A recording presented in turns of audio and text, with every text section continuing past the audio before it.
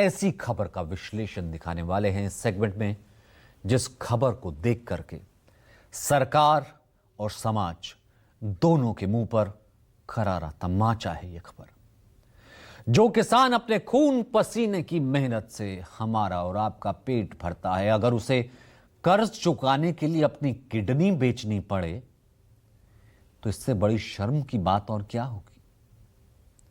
जिस महाराष्ट्र में आए दिन किसानों की आत्महत्या की खबरें आती रहती हैं, उसी महाराष्ट्र में यह दिल दहला देने वाली खबर आई है। एक किसान को कर्ज चुकाने के लिए अपनी किडनी बेचनी पड़ी।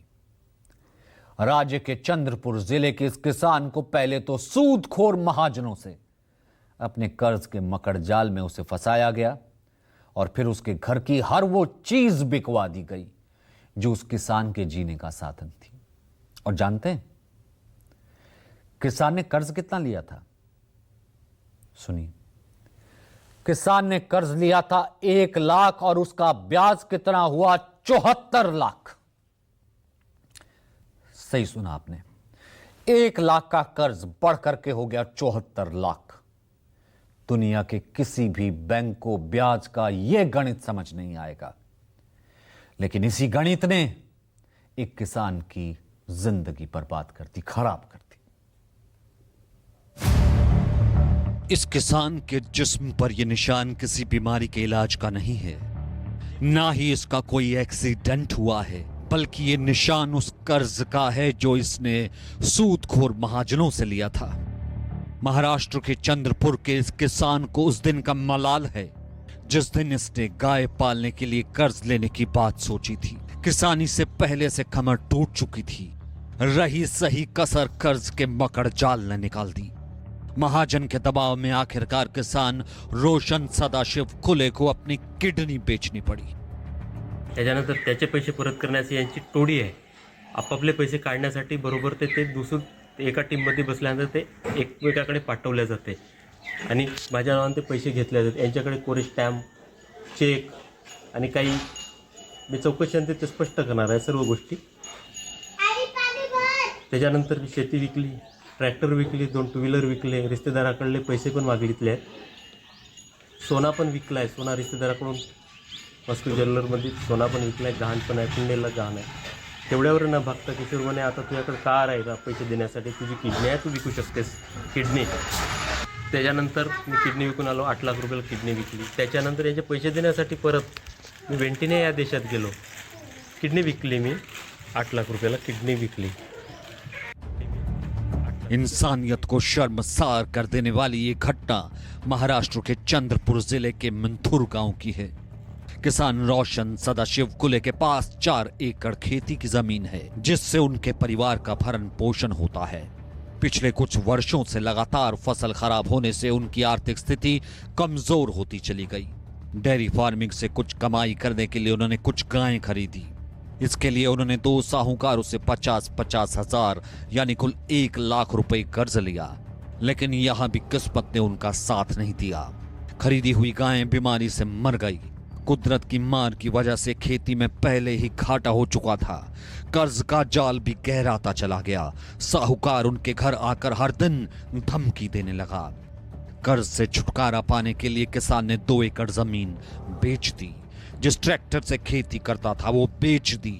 2 पहिया वाहन बेचे, घर का सामान बेचा, घर में रखे जेवर भी बेच दिए, रिश्तेदारों से पैसे मांगे, लेकिन कर्ज नहीं उतरा। हद तो तब हो गई जब उन्हीं साहूकारों ने किसान को कर्ज के जाल में और बुरी तरह फंसाने के लिए अपने ही ग्रुप के एक और साहूकार के पास कर्ज लेने के लिए भेज दिया, जिसने उनसे 20 दिन के 40% ब्याज लेने का फरमान सुना दिया।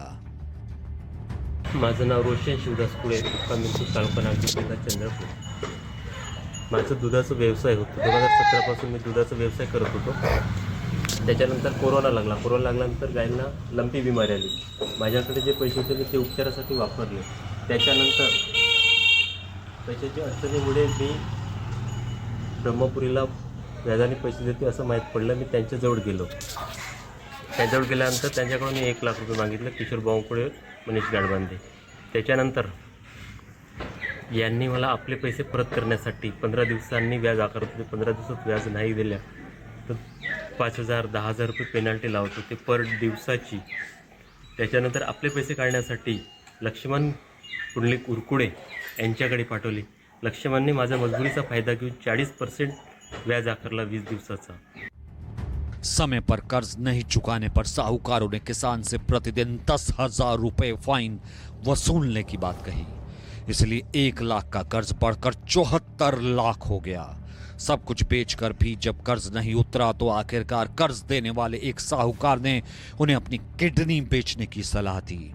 एक तरफ तो हर दिन ब्याज की रकम बढ़ती जा रही थी, दूसरी तरफ साहूकार मानसिक दबाव भी बना रहे थे.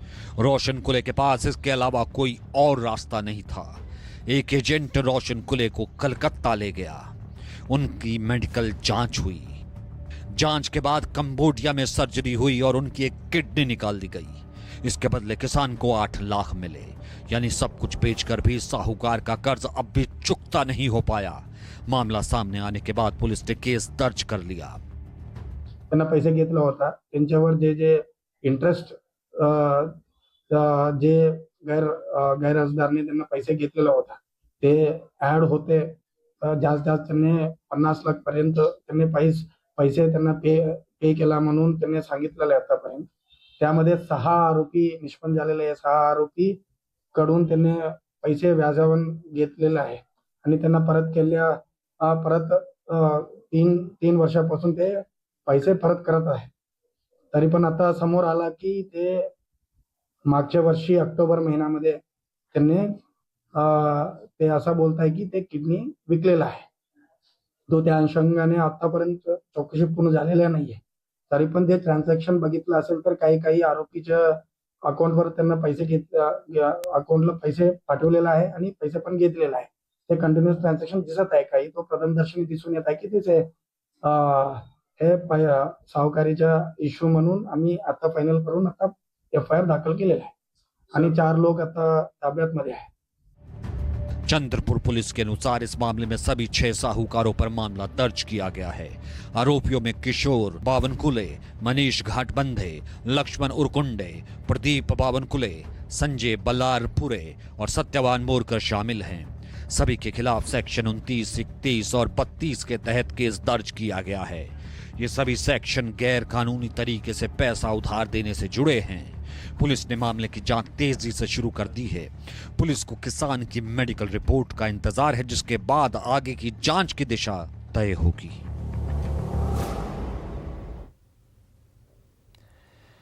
दावे तो मुल्क में बहुत होते हैं. ढोल पीटा जाता है कि देश का किसान सबसे खुशहाल है.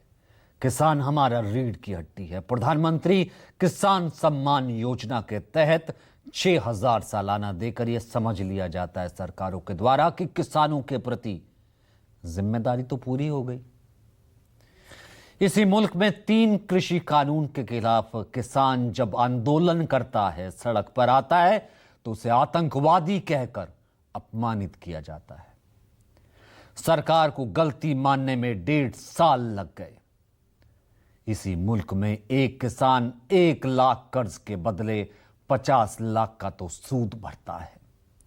तब भी साहूकारों का पेट नहीं भरता, उसकी किडनी निकाल लेते हैं. प्रेमचंद ने गोदान आज से 90 साल पहले लिखी थी.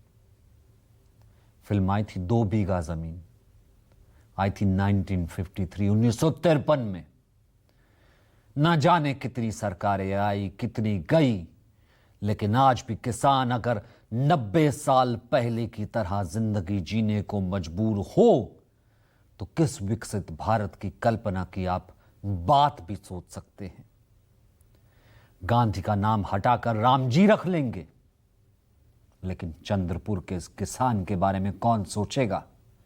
सवाल यह है कि 1 लाख का कर्ज 74 लाख कैसे हो गया. ब्याज के बदले किसान से किडनी ले लोगे, किडनी बेचनी पड़ी उसे. किसान को कंबोडिया की जानकारी किसने दी, वहां तक उसे किसने पहुंचा दिया. कहीं कर्ज देने वाले साहूकार किसी मानव अंग तस्करी गैंग से तो नहीं जुड़े हैं, कंबोडिया ले गए?